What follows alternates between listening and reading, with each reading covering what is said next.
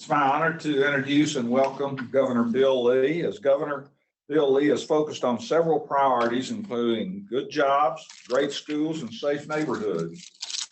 Rural development, vocational training, education, and criminal justice reform are also among his top initiatives. He's demonstrated his commitment to city governing and his understanding of the needs and challenges we face through the allocation of $100 million in local grant money provided last year, as well as an additional $100 million proposed in his budget this year. In addition to Governor Lee's 21-22 budget, it also includes $200 million in non-recurring grants and tax credits for broadband expansion, $21.1 million for Rural Development Fund to help with the development, community asset improvements, marketing, strategic planning, downtown revitalization, and technical assistance. We greatly appreciate these initiatives to assist local governments, and we look forward to working with the governor, his administration, members of the General Assembly to usher these proposals through the legislative process. Here to tell us more about his vision and keeping our great state of Tennessee moving in the right direction, join me in welcoming our Governor, Bill Lee. Thank you, Mayor. Thank you, sir. Grateful to be on the call and to have a minute to talk with leaders from around the country from around the state who are on the ground at the local level, making the decisions that are affecting every Tennessean. And thank you for your leadership. It has not been an easy year for you or any person in a leadership role right now. It's certainly been a challenging year, but at the same time, it's created opportunity for us to really make decisions that we think together collectively, you and our office and members of the legislature, that will have a positive impact on Tennessee as we've navigated our way through some very, very choppy waters. I appreciate the fact that Comptroller Mumpower shared perspective. Certainly, Lieutenant Governor McNally and Speaker Sexton, I think they have already spoken to you as well, or will be, but that leadership from the General Assembly is incredibly important as we work together to really set the course for our state, not only in this last year, but now as we look to the future. So I'll say a word or two about this last year and then a little bit about where we are headed. Lives and livelihoods, you've heard me use that phrase many, many times. That's been the challenge for us throughout this last year and this pandemic. Not only a pandemic, but tornadoes, pandemic, the most rapid economic decline in the country's history, which led to record unemployment and the challenges there, civil unrest all across our state, a bombing in downtown Nashville. It's just been a series of very challenging events for our state, but we mostly overridden by the pandemic itself and the challenge of navigating through that. We worked really hard to protect the lives of the people here in this state and to make the decisions to do so, whether it was our approach to nursing homes or our approach to aggressive testing, and now in our rollout of our vaccination plan and where that is headed. Certainly the COVID numbers are very encouraging, vastly diminished over a couple months ago. Our hospitalizations have dramatically dropped. Our death rates plummeted. So we feel very, very encouraged about the status of the virus itself and where it is in our state. We're still in the middle of this. That's why we're aggressively pursuing these vaccinations, but we're very encouraged where that part is headed. And then we took, I mentioned the legislature and the comptroller's office. This state has for decades had a focus on fiscal management. We were named, as you know, last year, best fiscally managed state in the country. And part of the reason that's true is because we have a commitment to low taxes. We have a commitment to investing in reserves. We have a commitment in being fiscally responsible with how we orchestrate funding and how we distribute funding. The CARES Act funding is a perfect example of that. This past year, we created what's called a financial stimulus accountability group, comptroller, both speakers, Democrats and Republicans on an accountability group structure to steward the vast dollars that were coming from the federal government. And in my view, the most responsible way to do that, after we initially spent the money necessary for PPE and for managing the health side of COVID, the most responsible way to do that was to invest in those things that have made our state the best fiscally managed. We directly sent $200 million directly to businesses out of that CARES money, $150 million to nonprofits. We set up an additional recovery grant program called the Surge program that has $150 million set aside. We recognized that one of the most important things we needed to do was protect our businesses in the midst of this difficult economic time. So we made the decision to take the largest portion of our CARES money and put it in our unemployment trust fund. Because of the rapid use of the dollars in our unemployment trust fund, because of the nearly 16% unemployment, that if we could keep that trust fund solvent, then the rates that employers pay for unemployment trust insurance would not go up. And that was really important to me, not to raise taxes, in essence, on businesses in the middle of an economic decline. So we are fully solvent in our unemployment trust fund going into this year. And let me tell you a little bit about what that means. Half the states in this country have depleted their unemployment trust funds. Ours stands at $1 billion. It takes a long time to recover from depleting and borrowing money to pay unemployment taxes.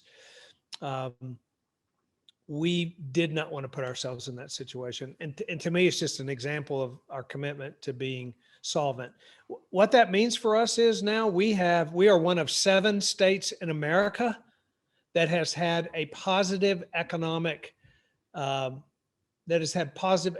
returns since April 2020. Only 7 states have had economic growth, and Tennessee is one of them. And what that means for us is then we can do what Mayor Moore said and invest $200 million in broadband expansion.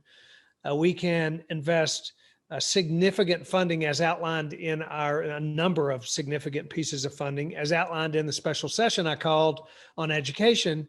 We can invest in literacy programs, in tutoring for children, in summer school. Our kids had suffered serious learning loss, and we had to aggressively and quickly address that, which is why we call a special session, so we could get the law passed early January and get it implemented through the Department of Education. But allows for funding for that, continued funding for vocational education, funding for our healthcare safety net and our mental health services for children, the expanding need for mental health services, as well as the mayor said, funding for cities and counties throughout our state. So there are a lot of funding initiatives that we have proposed in our budget, and you all are familiar with what those are. But the reason that we can do that is because our revenues are exceeding projection. Our economy is operating strongly. We were one of the last states to shut down and the first to open up. I've worked really hard to remove restrictions from businesses, at least in the 89 counties that we have control of the health departments at the state, and encourage leaders in other parts of the state to do the same. And we'll continue to do that. We need to be fully open for business, and I'll continue to advocate for that every day. I think spring break's right upon us. People are pent up. There's a pent up demand for travel. Our tourism industry could use a shot in the arm. We're also looking forward to the convention traffic that will come and the return of hospitality and tourism, which in downtown Nashville is a tremendous driver to the economy. All of those things should happen in the next few months, and that will just further spur our economic recovery, which I'm proud of and excited to see happening. I'll say one more thing before I close about what's an initiative. So y'all know I'm very pro-life, but pro-life doesn't just mean protecting the unborn. It means investing in families. And what you're going to see over the next year are some strong investments in our foster care system, in our adoption system, in the investment in health services for families. We're modernizing our TANF program through Department of Human Services, which helps needy families. A strong family and the family support that can be provided is very important to the future of our state. And so we'll be working on those. You'll hear a lot more about those initiatives as the year goes on.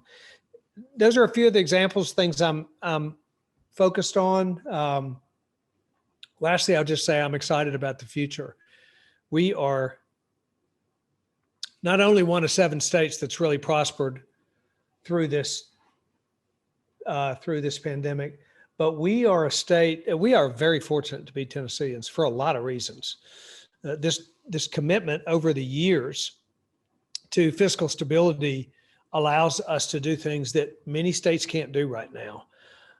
We're the 3rd least taxed state in the country, yet we have one of the few economies that has revenues exceeding projections.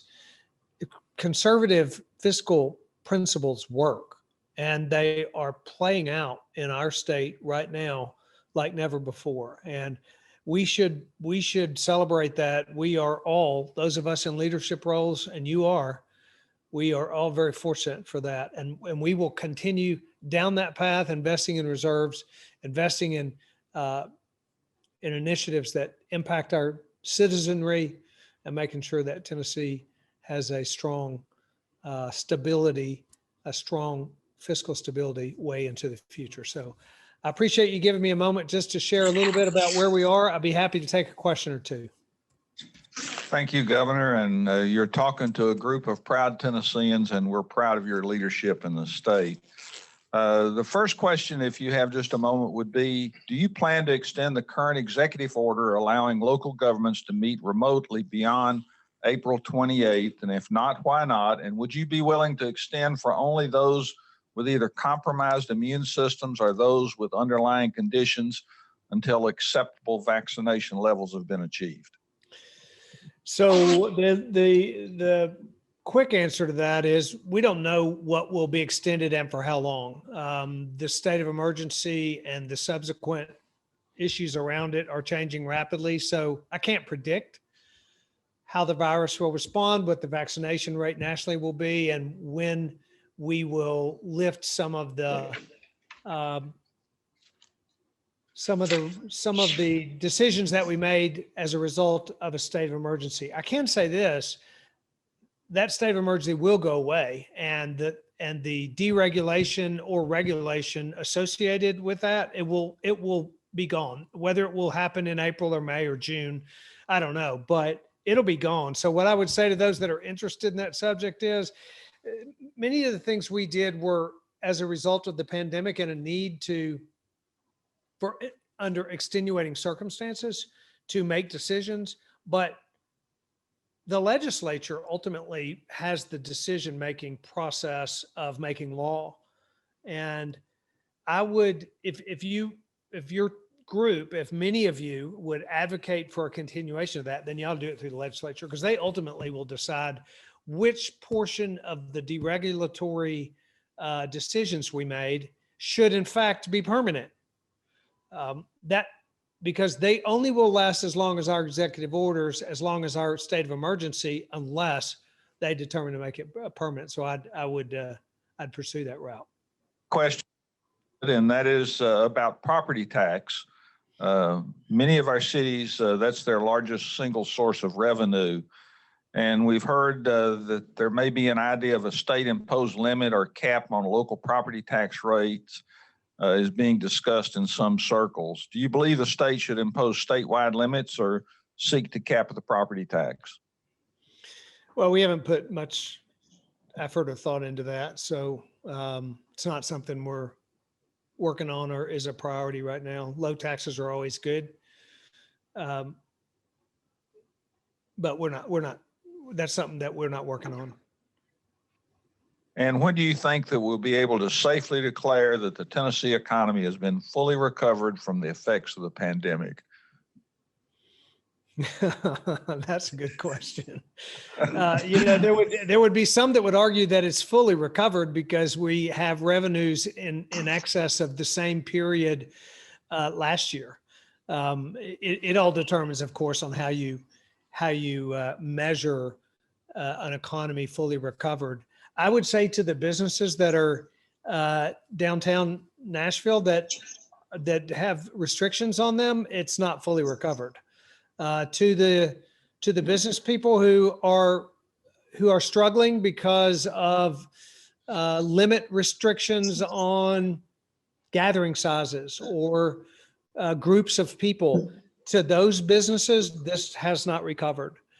For me, when the economy will be fully recovered is when there are no restrictions on any businesses as mandated by the government. And it's important to note that there are no restrictions on any businesses in the 89 counties that the state health department operates. There are 6 counties that have health departments operating otherwise.